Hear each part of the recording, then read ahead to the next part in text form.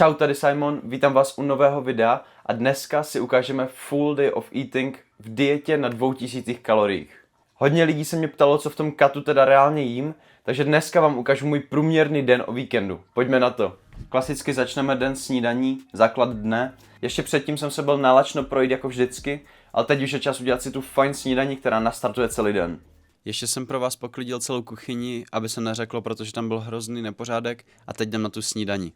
Jak už většina z vás ví, tak moje oblíbené snídaně v sobotu ráno jsou prostě líbance, takže si je pojďme spolu teďka udělat. Ukážu vám všechny makroživiny, všechno, co na nich dávám, postup a uvidíte, že to je fakt super. Potřebujeme k tomu 150 gramů řeckého jogurtu, jedno vejce, kypřící prášek, mléko a teďka buď čisté ovesné vločky, které dávám většinou, a nebo pokud máte doma, tak nějakou proteinovou lívancovou směs, která je za mě ještě lepší. Vezmeme nějakou menší misku. Samozřejmě nesmíme zapomenout na největšího pomocníka v dietě, váha. Hodíme tam takhle těch 150 gramů jogurtu, vyškrabeme to celé, nebudeme ničím plitvat. Tak máme tam přesně 150 gramů, v obchodech nelhali, víc bych z toho jogurtu nevyškrabal. Teď tam rozklapneme jedno vejce, celé to zamícháme, dokud se to tak nespojí. Mělo by to vypadat nějak takto. Teď tam dáme jednu lžičku, takže asi 3 gramy kypřícího prášku. Potom teda 50 gramů buď těch namletých vloček, nebo to může být tím pádem vločková mouka, anebo tady ten proteinový lívancový mix. Znova zamícháme a podle konzistence přilijeme lehce mléka. Mělo by to vypadat asi takhle, mělo by to mít takovou lehce krémovou nadýchanou strukturu, ale mělo by to držet trochu tvar. Ještě doporučuji, pokud máte nějaké sladidlo bez kalorií, tak bych to tam hodil malinko, ono to sladí fakt hodně. Tak ať jsou ty lívance rovnou trošku sladší. Teď to jdem dát na pánev. Rozehřejeme pánev. Kapneme tam lehce oleje, záleží na pánvi, ale tady na téhle by se mi to připalovalo. Ještě lepší by byl ten kokosový olej ve spreji, ale ten bohužel nemám. A když máme pánev rozehřatou a ten olej tam pěkně teče, tak tam dáme ty lívance. To je jedna várka. Největší problém je to vždycky obrátit bez toho, aby se mi to rozpadlo. Klasika. Rozpadlo se. Tento vypadá solidně. Jo. A tenhle snad taky. Poměrně v pohodě. Mezi tím, co se nám dělají lívance, tak vezmeme mražené jahody. Asi tak 50 až 70 gramů. Trošku je nakrájíme. A dáme je na chvilku rozmrazit do mikrovlnky. Lívance máme tady hotové. Hodím tam další várku a mezi tím vám ukážu, co si dávám navrch. Jak už jsem říkal, mezi tím ještě vezmu odměrku proteinu, takže asi 30 gramů. Dám k tomu lehce vody a to zamíchám.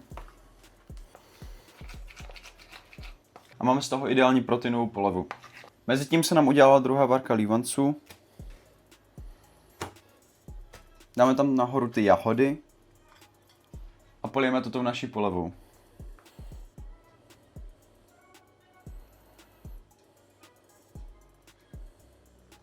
A tohle je výsledek.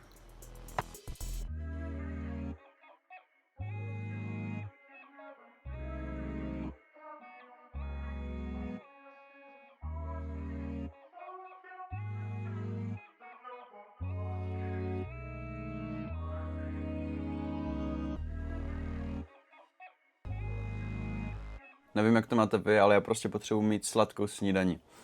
Napište mi do komentáře, jestli máte radši sladkou nebo slanou.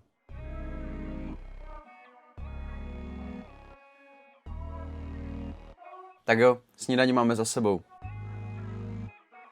Po snídani klasicky jako každou sobotu jsem si sedl k počítači a editoval video na YouTube.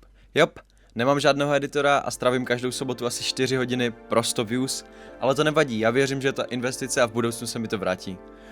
Mimochodem, na to video se můžete už teďka kouknout nahoře v kartě, byl jsem 24 hodin bez obrazovek a myslím, že je na co se koukat.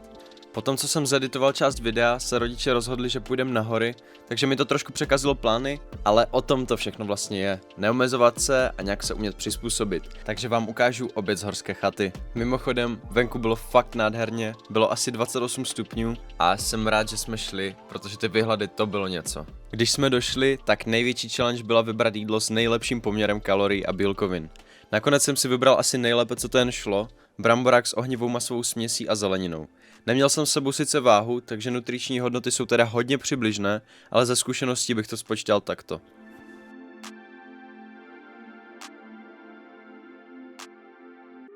Musím říct, že to byla fakt bomba. Pak přišla ale fáze, kdy si ségra dala borůvkové knedlíky a už nemohla, tak jsem to samozřejmě musel pomoct sníst, že jo.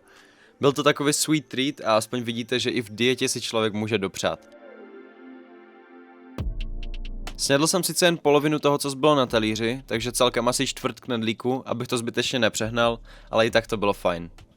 Tady se snažím vypadat cool na kameře a moc mi to nejde, mezitím než mi to jídlo trochu slehne a pak už půjdeme na cestu dolů. Jsme zpátky z hor, jsem brutálně utahaný a mám dost velký hlad, takže jsem si vzal okurku, aspoň která nemá žádné kalorie. To je prostě můj záchrance. Ještě v mezičase jsem si už díbil trochu masa, které vlastně nevadí, protože to jsou hlavně bílkoviny, že jo. A jo, ještě tady edituju video. Za chvilku půjdu na workout, aspoň na chvilku dát nějaké stojky, kliky ve stojkách a podobně. Protože sice jsem brutálně dobitý, ale nedobil mě můj vlastní workout, který je ten nejdůležitější, takže je třeba tam dát aspoň trochu něco málo, ať si nervová soustava zvyká. A jo, tak pojďme si dát pre-workout meal. Jo, je to tak, můj pre-workout meal je prostě jablko, které má asi 180 gramů a je to ideální nízkokalorický pre-workout a rychlý cukr v dietě.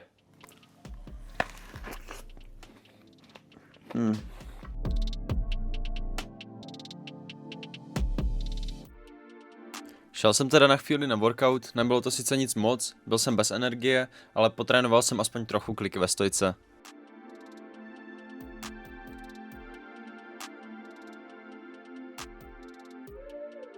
Jakožto čtvrté a taky poslední jídlo dne máme takovou klasiku a to jsou prostě vajíčka. Takže kápneme trochu oleje. A dáme 3 vejce, protože to nám bude úplně nejvíc sedět do tabulek. Prý rozklepnout vejce jednou rukou je největší flex. Jsem slyšel teda. Tak jo, lehce osolíme. Dáme jí trochu pepře. Vždycky nechávám takto vlastně zatáhnout ten bílek, až na to, že ten jeden žloutek se mi rozbil. A potom, když máme ten bílek už zatáhnutý, tak to celé zamíchám.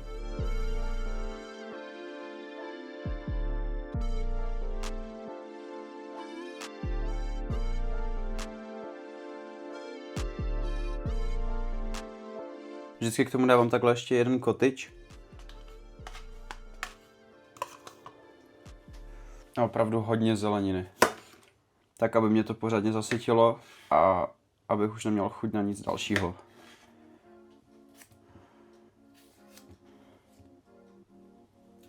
A tohle je hotový produkt.